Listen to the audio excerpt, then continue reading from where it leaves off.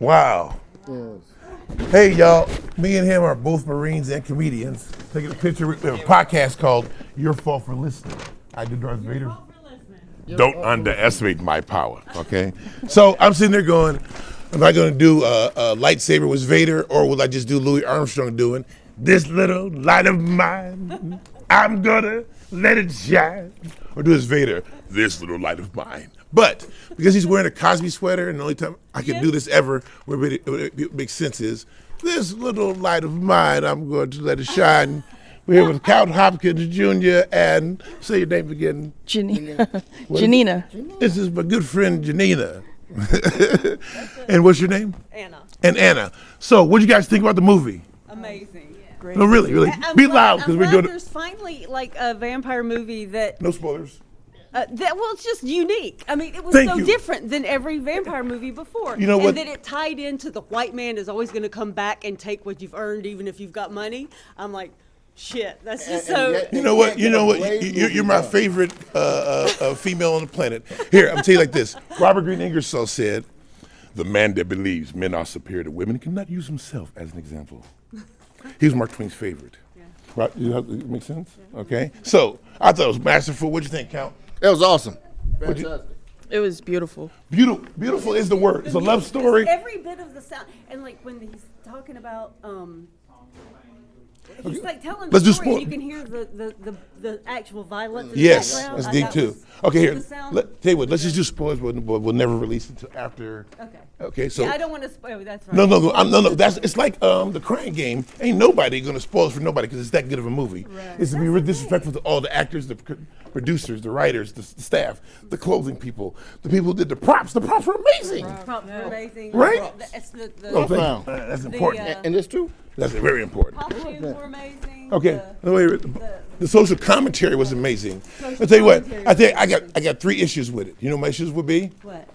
When the Asian guys or the guy she's married to says to him, "Look what the cat drug in," I thought they could figure out a better line than that. Oh, that's a good point. I thought that the guy, when he was shooting him at the end with the cigarette, he made too much noise. He should have died a little silently. I would have hit some bullets and him going, shit, fuck that motherfucker, right? Okay. What else? What you got? Any other disputes? But first of all, do you agree with those two? No, I agree with the first one. The first one, I didn't notice the second. I sometimes don't I notice noticed the that. I was second. like, why did he say that? Right, the cat. Yeah, But the look cat- at the cat that's- drug in. Yeah. That's a that's- phrase from the 30s. Yeah. Yeah, but it's not. Bugs Bunny used it. okay, then it's all right. Daffy Duck used Here, it. as Vader, I will say, I stand corrected. Yeah, and we're Flood used it. And we keep moving up as we go along me because, too. but tighten up the statement because they're going to talk softer. Yes. But hey, really, I thank you two both. I released today a version of me doing the Grinch song as Vader. Oh, as Vader. You're a mean one, Mr. Trump. Dividing families at the border, claiming law and order. Your soul's not worth a quarter. And that Twilight tweeting twit. That's not the version that I released, but that's the version we're working on right now. We have Curtis Seals, Count and I, writing a rewritten version of something my father wrote. We're both Marines, and we thought it was disgusting about let's go around the pole together. Yeah. My father would not want us to split the pole, even though I'm not superstitious like that. We just came out of vampire. One of my great uncles, Uncle Hiram Mann, was one of the Tuskegee Airmen. Oh wow. That's real serious shit. Yes. Extremely. I mentioned that to a guy I picked up in the a Lyft one night, or Uber, I don't remember which. Yeah. I told him he was going to Boeing, and I told him my great uncle Hiram Mann was one of the Tuskegee Airmen. And he said, "That's aeronautical royalty." Yeah, there And so for somebody to think they could come in with their fat orange ass, and let me tell you something. In the morning, right after your coffee, what do you do, Count? I take a Trump. You gotta get your morning Trump in. So I went down to the protest. Yeah, I saw you there Right. Saturday. Yes, and I was down with the other one on the 5th. Oh, And everybody, I noticed everybody was so much older than I was. Go outside, it's quieter outside than in here. Have a good day, security. How we doing? And I thought that everybody down there was way older than us. So I said, I started doing Vader and Louie. I started doing the Ghost of Red Fox. Look here, there's an orange menace in the White House. I need you all to be on your best revolutionary behavior. I need you to, I'm talking to old people that are in their 70s. Yeah. I was like, we need you to, I need you to take your Geritol, your one of these vitamins, your Flintstones, right? Eat some kelp, right? Get some kale, right? What else? What else? What does the red say? Rub down that lemon oil. Rub some liniment on your joints. Get in traffic and mess it up. It's a revolutionary time. We gotta basically. I was doing stuff like normally when people that are dead, something happens. Most of them just spin in the grave. Well, this shit is so bad, this orange motherfucker, that I spun myself out that y'all motherfuckers need me. I'm back. Is that good? Good? Okay. I saw Shaq giving Charles Barkley a Red Fox coat on Charles Barkley's birthday. And I was like, well, these niggas still remember me. And to Ernie Johnson for dealing with Kenny and Shaq and Barkley all these years, and them two dummies and that wobbly leg fool. See, Kenny's been bringing me back every week at halftime, and he wobbles to the board to show you the highlights. Anyway, here you go. But that's what we're doing. So, Nice. Are you doing that after this? huh? You're doing that after this, or you're doing it? I just did this. Did it? Oh, okay. Hope I wasn't talking too loud or some shit if I could do it again. But this is your fault for listening. No, I thought that was the best movie I've seen in such a long time. Yeah, it was. Come closer. Real quick. Been a while. Right? When's the last time you saw? I mean, I couldn't even think of a movie that good. Look, Like I said, the last movie I saw that was that good was Wicked. But then again, I saw the play. so my only problem with it is okay. So there you go. My only problem would be, but it's funny. If it's trying to be funny, the Fresh Prince hair with the Cosby sweater, The Cosby sweater. it's so beautiful. Only thing we're missing would have been like a Malcolm X movie hat from like Spike Lee. No, yeah. 92. No, No, 92 would have been. No, you didn't miss it. You missed it. 92 would have been the Dream Team. Mary, she had the bamboo earrings, at least 2 pair. Oh, that's good. That's good too. Hold on, but hey, but the baby, you can put the cigarette down. You can hold the baby. That was Because I'm sitting, when right before she said that, I'm sitting here going, man, a lot of people trying to quit cigarettes, and what's he doing right here? You know what I mean? Right? But then it go to that. I mean, it's beautiful. Yeah. That was, Poetic. yeah, it was poetic. That That end. is, That Yes. end. right? And Because so, you know what it's like. I want to smoke out my baby because No, never smoked. exactly. No, check it out. What it is this. It's when Dick Gregory said that the greatest movie, he said the best black movie ever made was made by a white boy, Tarantino. He said, because never in his life, he go, as a kid, went to go see cowboy movies. And he was so stupid, he was rooting for Cowboy. Yeah. That kind of shit he would say, right? That's how he would. But he also would say shit like this: nobody's white. White was in a court case in Virginia in 1680. It's only to not be black. He said, when I say white, I mean rich. And when I say rich, I'm only talking about who can wake up in the morning, call the stock market, and make it go up or down if they feel like it. That's white. There's only a few of those. He said, you ain't never met a white person. You ain't never in your life met a white person. Okay? So, but how I say it on stage is, I say, when people vote, people should vote poor versus rich, but they don't. They vote poor versus rich and think they're gonna be rich. And the good way to tell if you're gonna be rich or not, then I do that part of the joke. Okay? Makes sense? So one night before C.R. Larson, Yep. he went up on stage and he said, one of the jokes, punchline was, Republicans are for white people. And I went up next and I said, hey, he just said Republicans are for white people. No, Republicans are for really, really, really, really, really rich white people. Because if you're poor and white, you're black. And your name might as well be Jamal with some big ass lips. Now, then I get you to tell you my smartest joke and we'll leave this alone. Ready? When I first moved to Seattle, my father said to me, if you think all white people are bad, you miss out on some great friendships. Okay, if you think black is good, one of them niggas will clunk you in the head and steal your shit. Okay, he said that. This is what he said. Okay, but here also on the day after the O.J. murder, I said, Dad, you think he did it? He said, looks at me and goes, he said, you think O.J.'s a nice guy? You think Michael Jordan, Larry Bird, and Magic Johnson are nice guys? To be the best at anything, especially football, you got to be a killer. He said, the question is not whether or not he did it. He said, the question should be, what type of rotten motherfucker you got to be to leave your children with no mother? And then he said, I can't stand your mother, but I didn't tell you that shit till right now. And I said, Dad, but she talks about you all the time. Why don't you talk about her? And he said, if I was talking shit about your mom, nigga, you hate me. I was like, my dad just called me nigga, but that was like, it was different, right? Yeah. So on the day my dad calls me up, so wrap this, so I'll finish this off because I've been doing my dad all this week. On the day he found out he had Parkinson's disease, he calls me up and says, son, I just called you to tell you I got Parkinson's disease. I said, Parkinson's disease? That, you mean like Michael J. Fox? He said, no, nigga, like Muhammad Ali. So my dad called me nigga twice. It was beautiful, right? And Have you seen the movie Sing Sing? I have not, but after... That's good. It's very good. So, okay, you know what? I'm going to trust you because you're here with us. And maybe this is a good group of people to watch movies, isn't that? I know. Right? right. I mean, people trust us. Yes. This is a good podcast, right? Really, I mean, seriously. I mean, don't underestimate our power, right? We have... Anna. Count. Janina. I have so many names. I am Travis Simmons. I am comedian, the Big Funny. I am Vader in Seattle at Gmail and lots of other things. And I'm the ghost of Red Fox. That makes sense. I'm back, bitches. So what I figured out a couple nights ago was at karaoke, I tore the room up, old and young in the room. No, I did Red Fox doing James Brown song. Okay, and it works so perfectly because the young people is close enough that they think I really do James Brown, but the old folks are getting one of the best laughs they had in a long fucking time. Right? Does it make sense? Yeah. And so I was able to explain to the people who know who Red Fox and James Brown are equally by just saying one word. So sing about a James Brown song.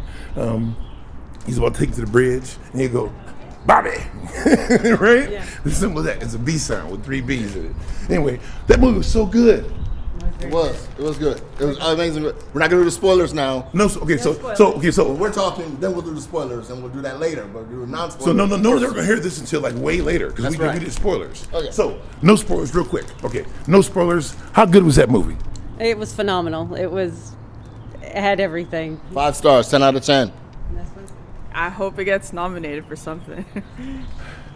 As Vader, I will take what you said and go, I hope it gets nominated for everything. It was so good. I mean, everything. Design, the set design, the hair, effect, the ghoulishness, the makeup, Yeah. Pre-production, pre-production, post-production. I went to film school. I know what it takes to make a movie, especially with 1 star pretending to be 2 people.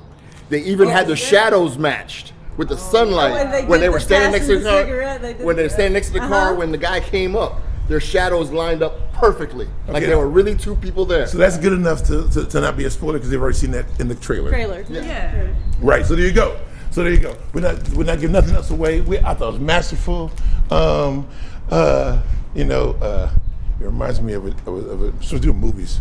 I did movie jokes previously. On the day of the Oscars, because they were both nominated, I watched, I think it was Precious and The Green, and what's the movie with Sandra Bullock and the big motherfucker who was in the movie? The Blind Side. I watched Precious and Blind Side on the same day. You know what I realized? They're both the same movie. It's Green Mile 2 and 3. 2 big black unlucky motherfuckers that need somebody help from lighter than them. Yeah, they need a white savior, exactly, right? Think about the worst line in the world I would ever want to be in a movie. Michael Duncan saying to Tom Hanks, "Let me heal your boss. Put your nuts in my palm." That's the worst line ever, right? He didn't say it, but that's what he said with the movie. I mean, I was like, you never hear me. I would never want to be in a movie be Forrest Whitaker in the White House stirring tea with my lip, you know what I'm saying? So at the time I said, I'm not going to see no more black movies unless Denzel is in it. But Michael B. Jordan, woo! Did he tear that up? But he crushed everything. But no, he crushed that. Matter of fact, he crushes so much, he needs to be the next Richard Pryor. Do you Yes. count? Yes, I do. I see that. Could you see him doing Richard Pryor? I'm not. He's going to be too, Richard Pryor's second greatest comedian All he needs ever. is No matter who you put up. fuller hair and keep the mustache bigger. Yeah, and he has those And he wide, could do the. greatest nostrils in Negro history nostrils. Comedy before? But he's comedy serious. No, sorry, Michael B. Jordan. No, but comedy serious yeah. anyway. Richard Pryor was the greatest comedian, but he's got photographic memory. His childhood was growing up in brothel that his grandmother owned. His mother worked in. where people would come up and say, "Hey, boy, is your mama home? I want to fuck." Wow. Right? That would turn you into either a serial killer or the greatest comedian ever. In a photographic memory, how could you ever? One of the greatest comedians ever lived is Lucille Ball, and she made her money playing a ditz. And she has, you have to be extremely brilliant to be stupid on film.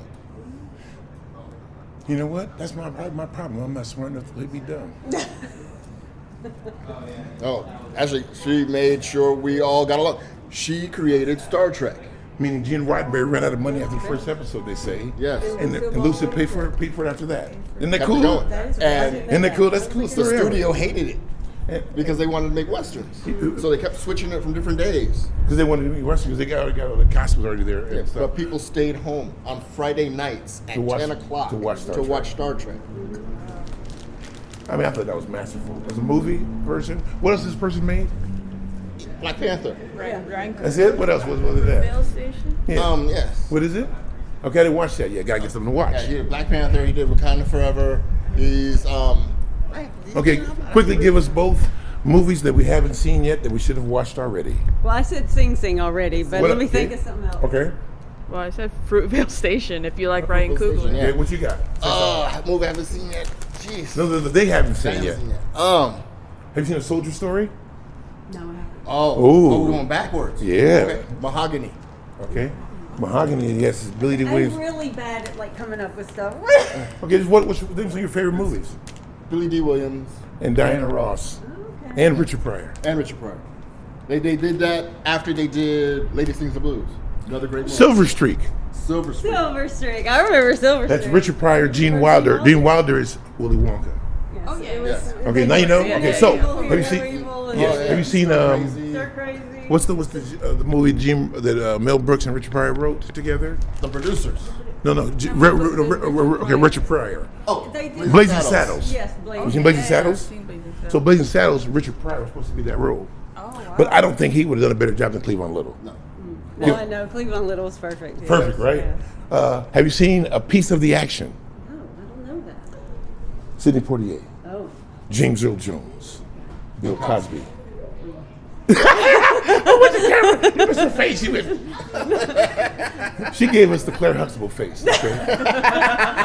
Well, growing up, I didn't know. I mean, I didn't know the bad parts of Bill Cosby. And my mom always said she just didn't like him. And I'm like, are you being racist, Mom? And then I saw W. Kamau Bell's story about. Have you seen that? No. W. Kamau, it's a documentary about.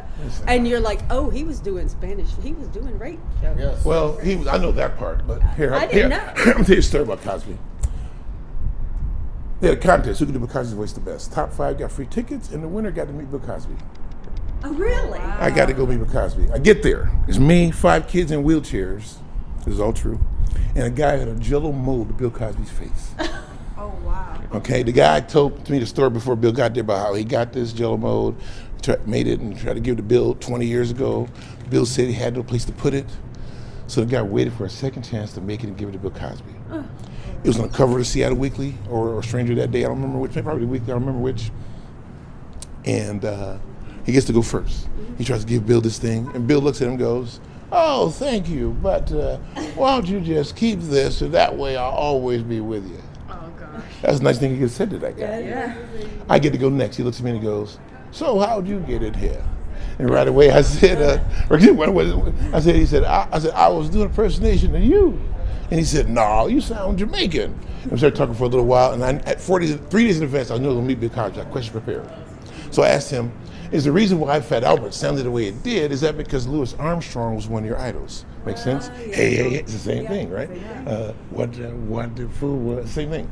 And then we talked for a little while longer, and he asked me, he said, "Are you a stand-up?" And I said, "Yes." And he stopped trying to make me laugh, and then just started talking to me like a peer. And then I said to him, you should do Bill Cosby's Cosby Comedians, like for HBO, for like the clean comedians. And he said, "Yeah, I'll see if somebody will promote that." In the very end, he signs my shirt, and he writes, "Best wishes, Bill Cosby." But in my ear, as he writes that, he goes, "Fuck you, Eddie Murphy." He saw that I had a camera over there, okay? He saw that I had a camera over there. But I wrote me a joke, right? I go back to the comedy club. Kelly Moran, who's passed away, and Tana Manu, who's another Marine comedian, still living, does comedy in Olympia. I'm telling them both the story. And Kelly Moran's been doing comedy 30 years by that time, says, did you tell Bill Cosby you were a comedian before he did that shit? And I said, yes, I did. And he said, well, he gave you a gift because he knew you were going to tell everybody that shit. For sure. And then a year later, I saw an article that said Bill Cosby was a fondler. And then an article that said, why do women take so long? And what people don't know is from comedy comes from anger. So I got 3 sisters. Like, who kind of fuck you asking that question, right?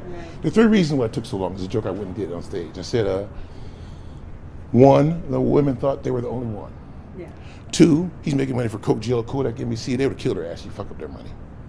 And 3, how long would it take for a woman to find a lawyer willing to attempt to cross-examine Bill Cosby, right? You can't win that shit. You've been in a courtroom like this. What else happened, Mr. Cosby? Well, the woman came to my home. We had dinner, about to have dessert, and I reached for the pudding, and my elbow touched the bosoms. Case dismissed. Okay, but this is how I want to do it on my special. None of that I would even say. Okay, I'm going straight out. I'm starting my special like this. It's super dirty. Can you handle super dirty? Okay, and you just watch people get blown up in bits. Okay, I said, for 40 years, Bill Cosby was the king of explaining shit. And now he can't explain shit. And all I want him to explain is how Bill Cosby and Red Fox from Sanford & Son, who had 51 albums, had a comedy club together. And it failed in Los Angeles. How'd that happen? Well, let me tell you what happened. Yeah, it was one night late. I was messing around. I drank the wrong drink. I had on a blonde wig. And that nigga fucked me. I woke up with cigar slob, jello pudding, and mayonnaise flowing out my foxhole. At least I hope it was mayonnaise. And count, nigga, it wasn't mayonnaise. It was mayonnaise, nigga. It was mayonnaise. Good, that's good. Bam, that's how you do it, right? No, because that's dirty to me. Anyway, that's how. There you go. Good. Thank you. Thank you so much. This is Your Fault for Listening. I got a Bill Cosby story, but I'll tell you, not them. In the car. Don't push the button. We're going. Nice Wait a minute. Okay, so I'm you Vader too. in Seattle at Gmail. Vader in Seattle. Vader, all real words. Okay. Anna. Janina. What?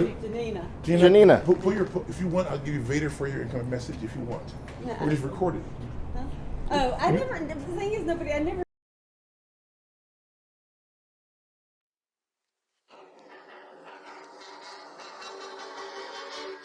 Your meat one, Mr. Trump. You truly are a heel. You're as slimy as a serpent. For our healthcare you'd repeal, Mr. Trump. You have no clue, or you don't care how people really feel.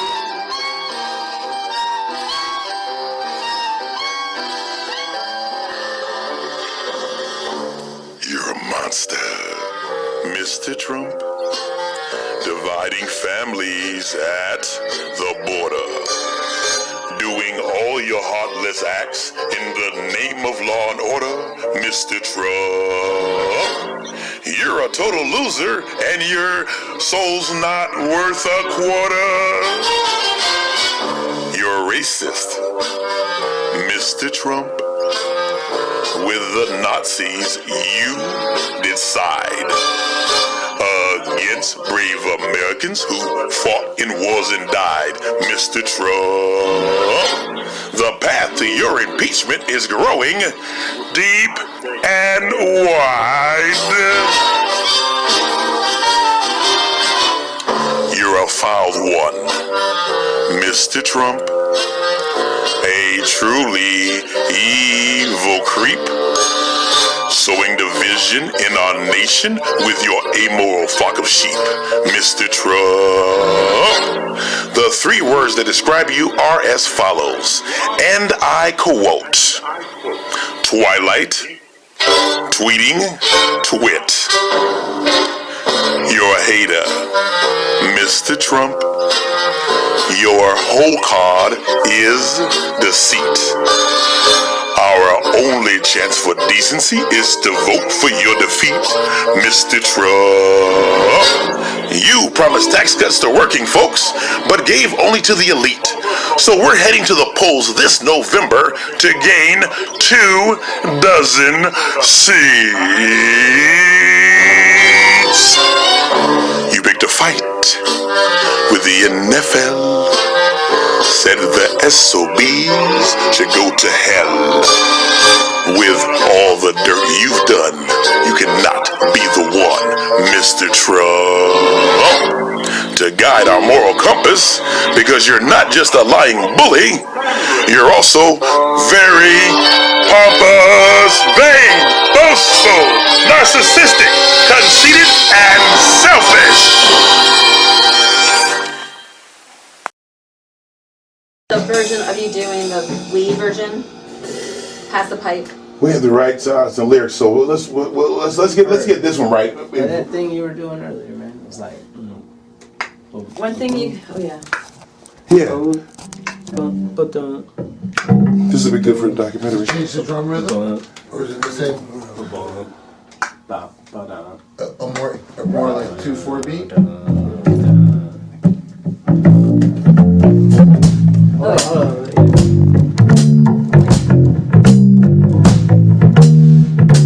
a little slower.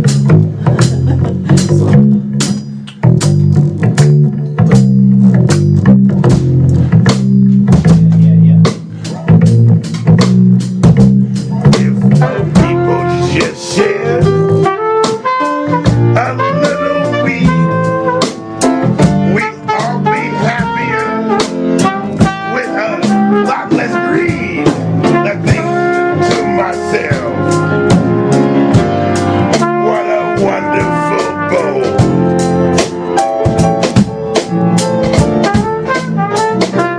I see trees of green and clouds of white past the bowl, but pack it tight. And I think to myself, what a wonderful bowl.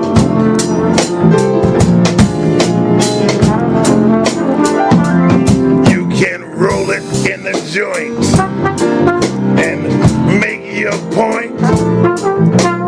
Think of some new things to say. Talk to your friends all day. You can laugh away the sadness all night long. And sometimes when you open the bag, that shit is strong. Hey, I think to myself, I'ma get high today. I didn't want to do that shit any motherfucking way. And I think to myself, what a wonderful ball. A pipe, a joint, maybe some keef. You can roll it, get you some cannabis oil. How about some wheat popcorn? You can even put it in gravy. A butter crust on a pie. There's many ways to get high. Can I try them all? Can I get a witness? Can I be inspired? Cannabis! Cannabis! Woo!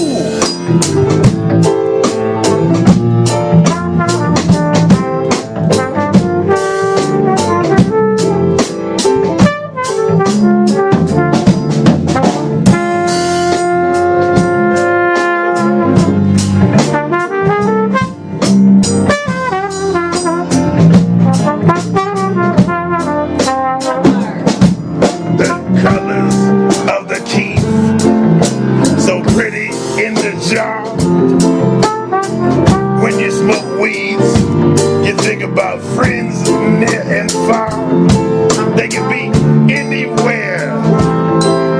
They're on your mind, and you're just hoping they're all doing oh so fine. We got Victor over here. They'll sit too. There's Pavel and the bassist.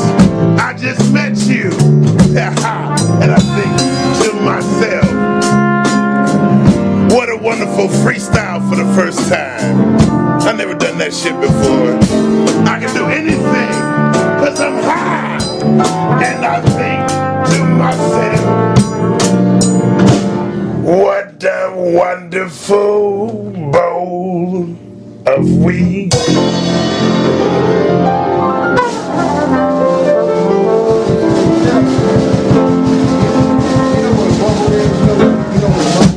No. It's a reggae. Oh, double. Oh, shoot. Yeah. What tell me your name again? Herbert. Herbert? Yeah. Because Herbert would have been like Herb. Sounds like Herb and Herb. That would have worked. Talking about. It's But like that was organ thing. I was making that shit up on the fly. That was crazy sick.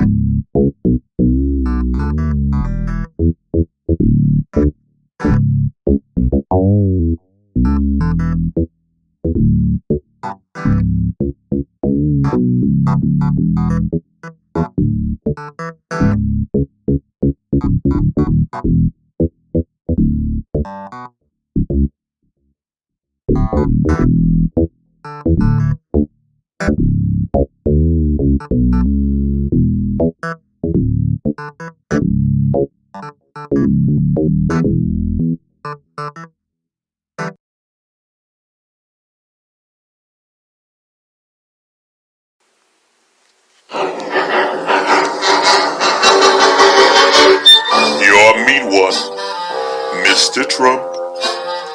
You truly are a heel. You're as slimy as a serpent. For our healthcare you'd repeal, Mr. Trump. You have no clue, or you don't care how people really feel.